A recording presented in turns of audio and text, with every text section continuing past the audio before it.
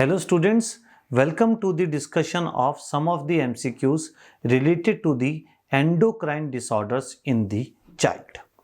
We take the first question.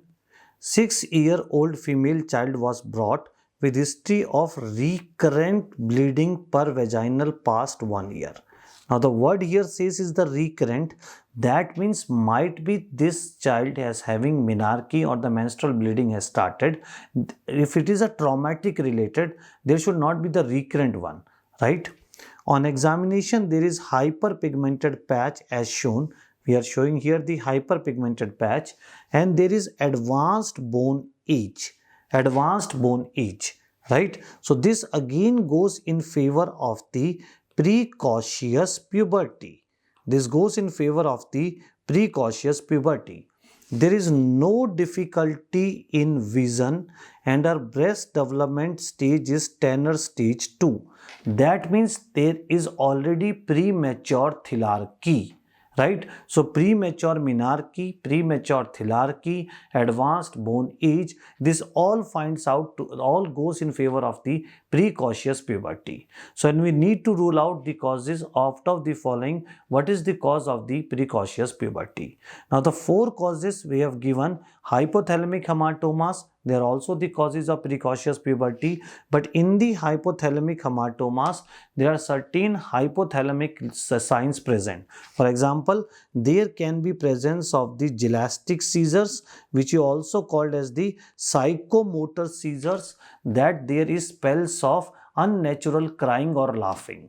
There can be obesity, there can be cachexia, there can be hyperthermia, there can be loss of thirst. Right? Adipsia, that is loss of thirst, that is the adipsia which can be seen. Right? But the skin pigmentation cannot be explained here. So this rules out the hypothalamic hematomas. In the tuberous sclerosis, if I compare, there is hypopigmented macules. Here there is hyperpigmentation, so that also rules out. Right. Now, McCune-Albright and neurofibromatosis 1 both can have Café-Aula macules. Both can have the Café-Aula macules. Right. And this is the hyperpigmented patch which is shown. So, this can be the Café-Aula macules. But in neurofibromatosis 1, the precocious puberty is due to the presence of optic gliomas. Optic gliomas.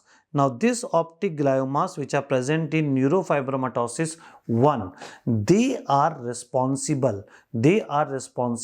for causing the precocious puberty. Right? And one point the examiner has given here, there is no difficulty in vision. So this is just to exclude that this might be not a case of neurofibromatosis 1. So the most likely answer here is the McCune-Albright syndrome.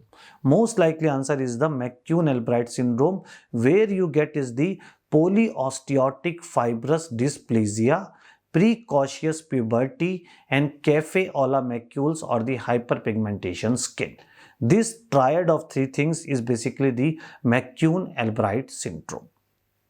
Question number 2. An infant is being evaluated at birth for clitoral hypertrophy. That means there is a female child with virilization. There is a female child with virilization. On investigation, serum cortisol are low, ACTH is elevated. That means it is a case of congenital adrenal hyperplasia, because in congenital adrenal hyperplasia there is defect in cortisol synthesis. So what happens to the cortisol level? That the cortisol level is decreased. So if the cortisol level is decreased, the ACTH level is increased. That basically what is happening is plasma renin activity is normal. There is increased 11-deoxycortisol level, most likely enzyme deficient is. Now, if I consider congenital adrenal hyperplasia and I consider virilization can be seen in, now virilization can be seen in 21-hydroxylase deficiency, 11 hydroxylase deficiency, and there can be mild virilization in 3 beta hydroxysteroid dehydrogenase also. Right, so there can be mild virilization in 3 beta hydroxysteroid dehydrogenase also. So let me write here 3 beta HSD.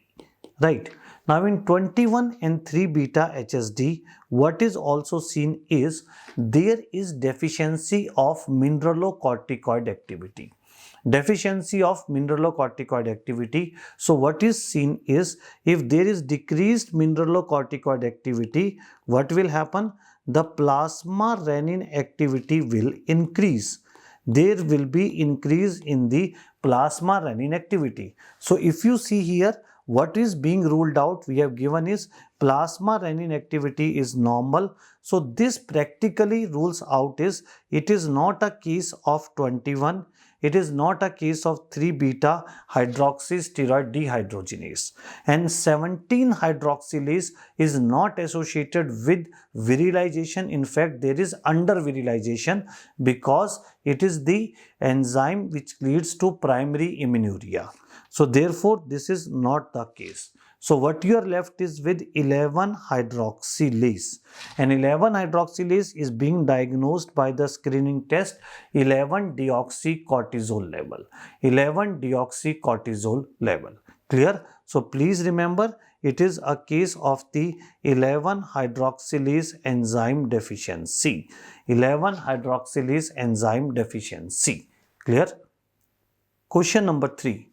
8-year-old child has febrile illness with purpuric rash. That is important. There was a fever, and along with the fever there is the purpuric rash 15 days back. Since then there is complaints of malaise, anorexia, vomiting, muscle weakness. On examination there is finding of buccal mucosa, which is showing is the hyperpigmentation of the buccal mucosa. There is hyperpigmentation of the buccal mucosa. Most likely cause is. Now let us rule out one by one. There is a history of fever with purpuric rash. So I start with the choice D, familial glucocorticoid deficiency. There is particularly defect in the ACTH receptor.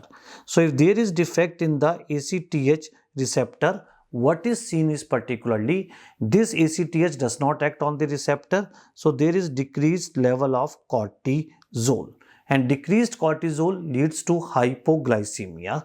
So there is presence of hypoglycemia, and on the other hand, if ACTH is not acting on the receptor, there is increased ACTH which can cause hyperpigmentation,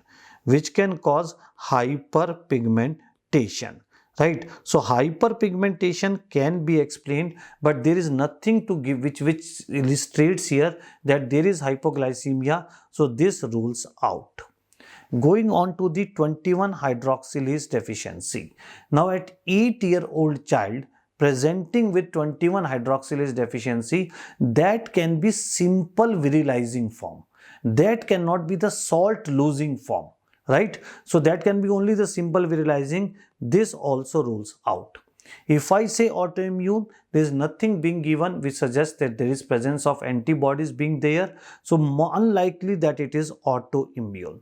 Now why meningococcus? It has been given fever with purpuric rash. So this might be meningococcus where there was fever with purpura which resulted in adrenal insufficiency.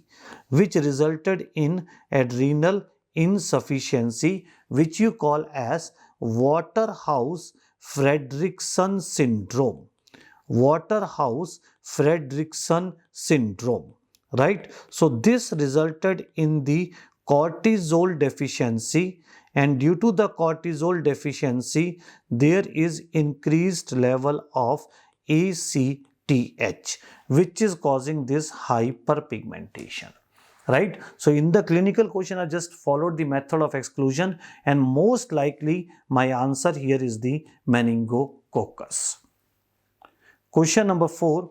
A 12-year-old boy has history of flushing episodes for last 3 months. On examination, the blood pressure is 152/108, which is particularly the indication of hypertension. And the heart rate is 140 per minute, which again particularly indicates there is tachycardia. On ultrasonography, adrenals are enlarged. Diagnosis will be done by. This is basically what the question is. Now, if I consider causes of the adrenal enlargement, we are saying is that can be the congenital adrenal hyperplasia. But a 12-year-old child with CAH presenting with tachycardia and hypertension, that is unlikely. Other features is not mentioning here. Right? So this might be a tumor of adrenal gland, and this can be pheochromocytoma, or this can be particularly neuroblastoma. Right? So we are talking here two tumors, right? Now, if I consider it to be neuroblastoma, neuroblastoma is mostly seen less than 5 years of age. That is, it is seen is particularly, and moreover, neuroblastoma that can present with hypertension, no doubt, but unlikely in a 12-year child there can be presence of neuroblastoma. Right, and other features that is not being given which are indication of this. So for the neuroblastoma, you do the genetic studies for gene NMYC, that is not there, and neuroblastoma is the most common tumor with bony metastasis. So bone scan is done, so therefore this rules out this bone scan. Right, now if I think of the MRI brain, that there is something in the MRI brain, but MRI brain cannot explain me hypertension or tachycardia. Right, and moreover, if I think of neuroblastoma, in the case of neuroblastoma, metastasis to the lungs and brain is rare. Metastasis to the lungs and brain is rare, so unlikely, particularly MRI brain. So this is most likely a case of pheochromocytoma, which will be diagnosed, which can be diagnosed by the excretion of vinyl mandelic acid in urine. So out of the choices given here, most likely the answer is the choice number C. Question number D. 15-year-old girl was brought with a history of delayed puberty. One feature, delayed puberty. On examination, she has short fourth metacarpal, absent lower limb pulses and hypertension. Most likely diagnosis is. Right. Now, if you consider here familial short stature, highly unlikely. You cannot explain short fourth metacarpal, absent lower limb pulses, and moreover the puberty is normal in a familial short stature. Right, constitutional delay in growth and puberty, there can be delayed puberty, but you cannot explain the absent lower limb pulses and the hypertension. Craniopharyngioma can very well be a cause of delayed puberty because it can lead to hypopituitarism, and there will be the visual field defects. And both of these things are not given, so highly unlikely it is a case of craniopharyngioma. It is very well a case of Turner syndrome. The points given are delayed puberty, short fourth metacarpal, and there can be presence of coarctation of aorta. And if there is coarctation of aorta, there will be presence of the absent lower limb pulses, and there will be presence of hypertension. Right. So these are some of the questions related to the endocrine disorders. Thanks for watching the videos. Please do subscribe, and in future I'll be posting more videos. Thanks.